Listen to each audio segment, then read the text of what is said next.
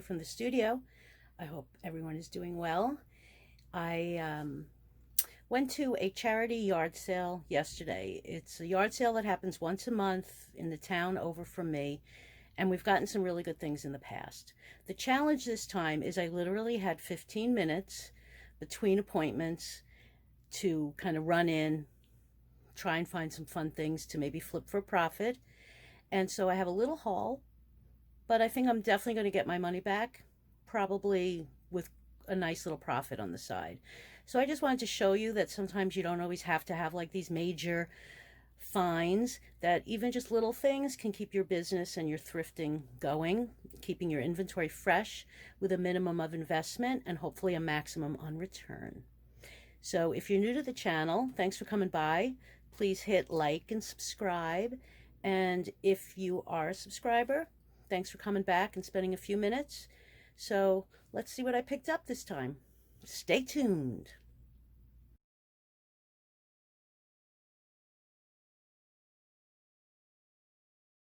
So here's my little haul from a charity yard sale I went to over the weekend. And as I said in the intro, I didn't have a lot of time, but I wanted to go check it out. It's for charity, just to see what I could find. So I only went through like a quarter of it. So I spent about $10 or $11 total. And I definitely think there's a couple of items here that'll make my money back with no problem. So the first weird little thing, I just couldn't resist. A little Kitty Express gold card, Priscilla Cat. It's a Kurt Adler licensee, and I know I've heard or seen his name on other things before. So I think she was 50 cents. So I just picked it up because I think it might be a character that has some appeal. And with a licensee, maybe it was on other things. So I'm going to look into that a little bit more. Then this really pretty silver plate basket is in amazing condition for $2. I mean, look at that shine. Not one bit of tarnish on it. And on the back, it says silver plate. What else? Let me see if I can get it. Made in West Germany. So I think definitely I'm going to get a profit out of this. It's just gorgeous. It's rare to find silver or silver plate in that good a condition. This little frame, I just thought was very sweet. There were no chips, no cracks. It's from Russ Berry, which was a huge, like, I think 70s and 80s type of company. It's made in China. It's not overly vintage. It's not made in Japan. But Russ Berry, I've sold a few things from that company, and I've done okay with it. So for $2, I thought that was awfully cute. Then another kid's item was this little princess bank. It's also a Russ Berry item. It has the stopper, so that's a plus. And really good condition. I haven't really seen anything like this before. And but again, for $2, I think I might be able to get 10 or 12. We shall see. Then I love mugs. I say it probably every video. So they were 2 for $3 on the mugs. So this one, kind of a folk art with a cat. People love cats, and a bird. And again, it's a decent size. It's pretty large.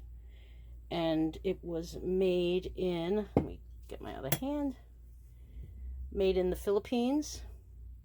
Saparna. I have to look up and see if that means anything.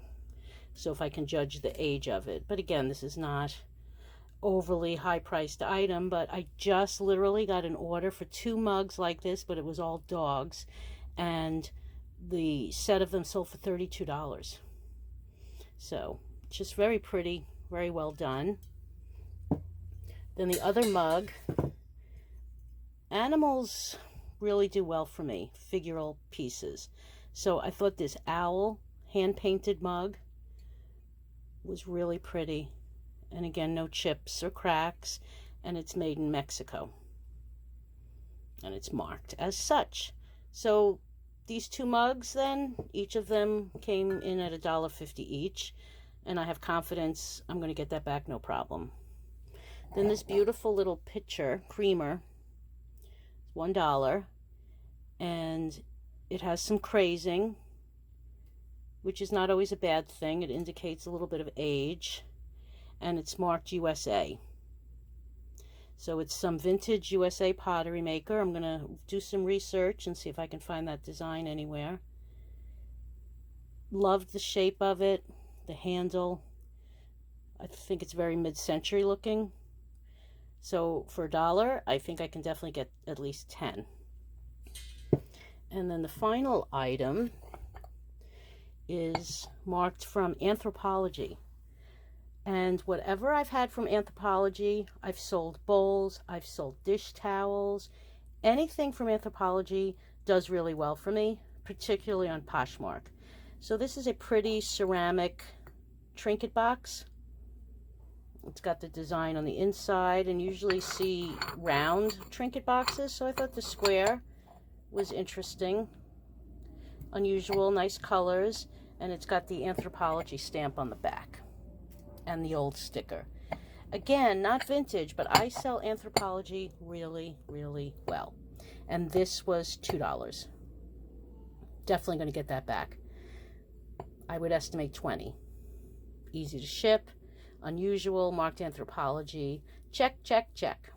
So it's not a huge haul and nothing going to break the bank, but again, it keeps me able to get new inventory, update my stock, because you know, with eBay or with Poshmark, it really helps to try to list at least something every day. It's better to list 10 things for 5 days than 50 things on one day. Just the algorithm tends to pick you up a little bit more when you do it more consistently. So my haul, like I said, was $11 total, I believe. 3, 5, 7, 9, 10, 11, okay, 13. And I definitely think I'm going to get my money back on it. So you don't always have to have a shopping cart full from Goodwill or Savers, and sometimes these smaller places, you get enough to keep going. And I truly think I'm going to have no problem selling these cute items.